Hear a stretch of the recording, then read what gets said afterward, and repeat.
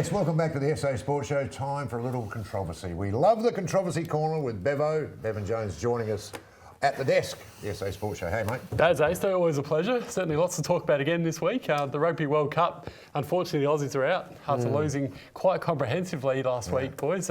Pretty predictable, wasn't it? It was, but you sort of hope for a better performance than that, don't you? They got pretty well thumped by England. And another review. Yeah, another review.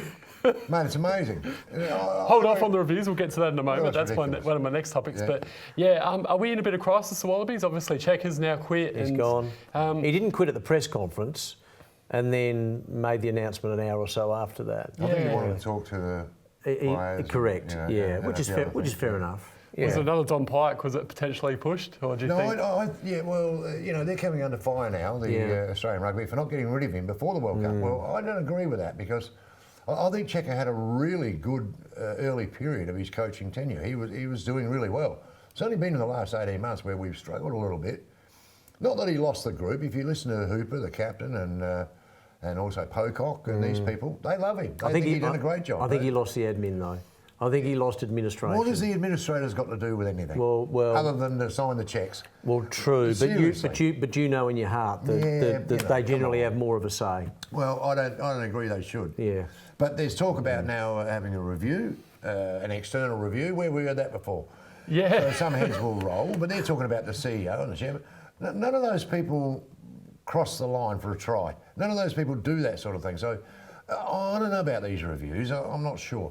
You know, one person was on, I listened to yesterday, and I can't remember who it was, but had a real crack at the CEO, saying that she failed at her job before she got here, and why is she doing the job? I thought that was a bit harsh, but external reviews tend to find these people out. They have to get rid of somebody.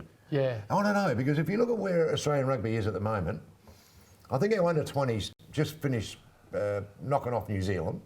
We're very strong down below. Our grassroots and our youth teams are really, really strong. So there's growth. I think we're just at a period now where we need a couple of years to get these people into the system. So I don't care about administrators. I don't care about CEOs or whatever. If you've got the right coach and you're bringing through these people, let it go. Would you have kept Cheika on? Yeah, I think I would have kept Cheika, yeah. And allowed him to do what you've been talking about. I think it's a bit like Postecoglou with the soccer. Yeah. You know, it's a bit like, good point. Does really well, lose a few games, well, I'll fall on my sword. Why? But at this point in thing, that was administration as well. That's exactly right. One of the hardest things, or pills to swallow, is that Eddie Jones is now coaching England. Well, we had a chance to get him. We did. A couple of years ago. This really hurts, doesn't it? And we didn't do it. Yeah. Now, see, they're criticising our admin and people for not doing that, but for also not getting rid of Cheika. And I couldn't see how they could have got rid of Cheika because of his record when he first came on board. Well, there's now some talk that they may look at getting Eddie back. Oh, that'd be good. I think he's just signed with England for another 2 years. Well, it might be after that. Yeah. Hey, we know about contracts in sport, Baz. Doesn't mean anything these days. That's a good point. But I think Eddie Jones is a type of person who will see out his contract. I don't think he's the type of person who will jump ship. And I wouldn't jump ship right now anyway. But be tempted to come back to your own country, though, wouldn't it? England be tempted to. Well, yes. Yeah. Yes, I agree with that. But I just think external. I shudder now every time I see external review. Yeah. I think, hello. You know, but why? Well, you know, the sports show's having an external review. Are we? Oh yeah. Funnily enough, funnily enough, as a result of you hosting it. Oh really? I'm in trouble. Well, maybe it's because I've been on for the last 2 weeks, Bass. Well, we just thought we need a bloody review. Another review. Yeah. So what else you got? Speaking of reviews, though, let's talk about the video reviews, guys. It seems to be the controversial topic of world sport at the moment. You mentioned it before with the rugby, the basketball on for Saturday night when Adelaide played against Brisbane, great win by the Sixers, but kept getting interrupted by these video reviews, and it's just so frustrating. Like, so did the game against Illawarra. Yeah. ESPN last night. Do you guys find it frustrating? Yeah, very much so. Very much so. Yeah, takes some momentum away from it. Yeah, it takes. And I'm sure in fact, I'm sure it's worse for those there. Yeah, that's right, and the players as well. It's sort of like they lose that. Yeah. Imagine, say, Adelaide's got 10 points in a row, got a bit of momentum, and then there's a review, and it can sort of halt momentum. So it's well, that's what happens. Yeah, it does. In the soccer as well, the VAR is just causing all sorts of controversy in the A-League. So we can criticise this, but what's the answer? And in the English Premier League as well. Let the umpires do their job. like I know it's a tough thing, but Human error. yeah, human error. But I don't know. We're trying to Mate, make. we live with it for 100 years. Yeah, Why, exactly, you know, Barry. why are But we- we're change it? trying to make them perfect, Yeah, and no, that's never going to never happen. gonna That's happen. right. It's People not make going to happen. mistakes. Yeah. They make mistakes. Goal line technology, yes.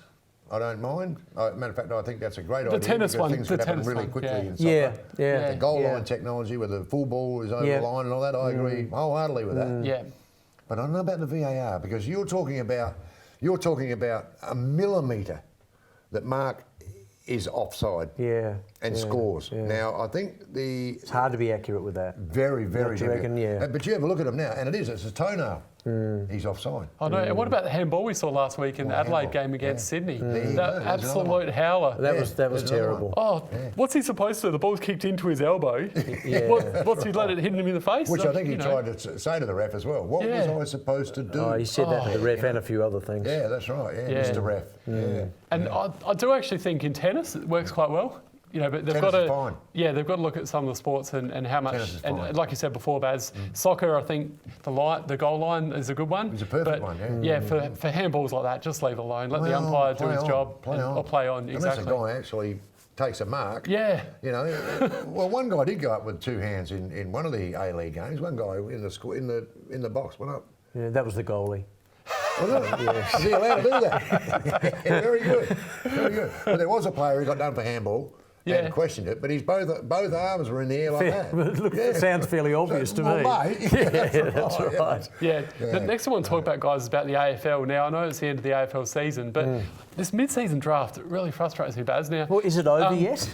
yeah, I mean, is it actually over? Not yet. No, not yet. I think it's good the What players. time is it? The players get another opportunity, but compensation for the clubs, where is it? You know, South Adelaide last year lost 3 ruckmen in 12 months, and they got nothing for it. Yeah. You know, like, it's all good to get these guys having opportunities. Westies, John Noble and Snelling both got opportunities at Essendon and Collingwood respectively. Yeah. Now, that's great. You're good for their careers, and the clubs are happy to, you know, that the players are getting to play at the highest level, but they're not getting any compensation for that, and it costs Westies their season. Good point. You know, so Yeah, good point. that's I don't understand. I don't think the AFL is having a mid-season draft, is it?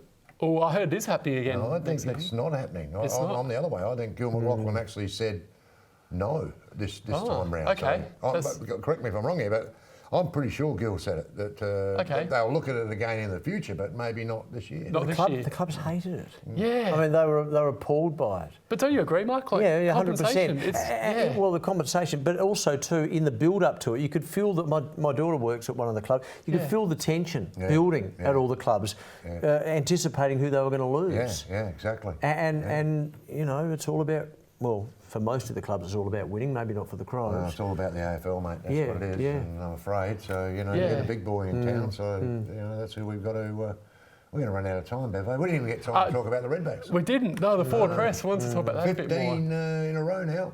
Yeah. 15 losses in a row. They're going Oh, I well. thought you meant Your Forward Press presses. thing is 100%. Well, I think mate, there's something to talk about there for sure. We'll catch up with that. Don't worry about that. Yeah. But, yeah, mate. There's issues there because our bowling's great. Big issues. Our bowling is really and we good. got a couple of blokes out. In fairness to the Redbacks, we got a couple of guys out. Yeah. In Manny and Worrell, who are pretty key bowlers for SA. But the other guys are doing a good job. Winter and Yeah, Agar. Agar, they did well. Agar, Yeah, yeah. yeah. Outstanding. Yeah. But it's the batting. That's But we're what it is. struggling with batting. Yeah. Can you fix that up for us? Yeah. Put the pads on, I'll call Bevo. you McLaughlin. Put the pads on, mate. Good idea. Maybe we can get in to take a bat. Get that Forward Press going. Good to see you again, mate. Always, Great boys. to see you again. Yeah, Bevan thanks. Jones See you, with Bevan. our Controversy Corner. mate. And we'll be back with a little bit more on the SA Sports Show.